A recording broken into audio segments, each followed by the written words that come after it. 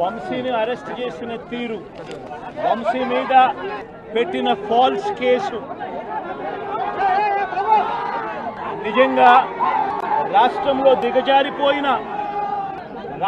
దిగజారిపోయిన law and ఆర్డర్ను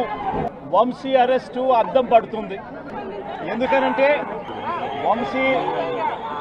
వంశీను arrest చేసిన తీరు ఒకసారి గమనించినట్టయితే అతి దారుణమైన law and order break down కనిపిస్తుంది. ఒకసారి గమనించినట్టయితే ఈ కేసులో గన్నవరం పార్టీ కార్యాలయం దాడి జరిగింది అని చెప్పి ఫిర్యాదు చేసిన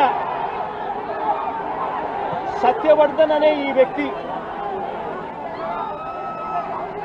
గన్నవరం తెలుగుదేశం పార్టీ ఆఫీసులో కంప్యూటర్ ఆపరేటర్గా పనిచేస్తా ఉన్న సత్యవర్ధన్ అనే ఈ వ్యక్తి, ఫిర్యాదు చేసిన ఇదే వ్యక్తి సాక్షాత్తు తానే జడ్జి గారి సమక్షంలో జడ్జి గారు ఇచ్చిన సమన్లకు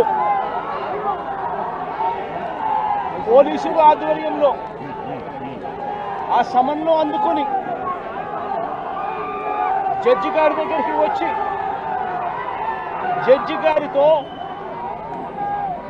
తానిచ్చిన వాంగ్మూలాన్ని ఒకసారి గమనిస్తే ఆ వాంగ్మూలంలో ఆయన చెప్పిన మాటలు ఏమిటి,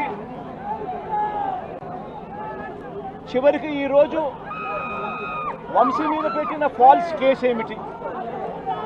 ఇదే సత్యకుమార్ అనే వ్యక్తి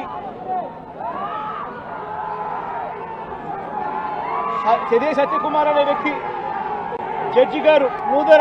గారి సమక్షంలో సత్యవర్ధన్ అనే వ్యక్తి వంశీ ఎలాంటి తప్పు చేయలేదు అని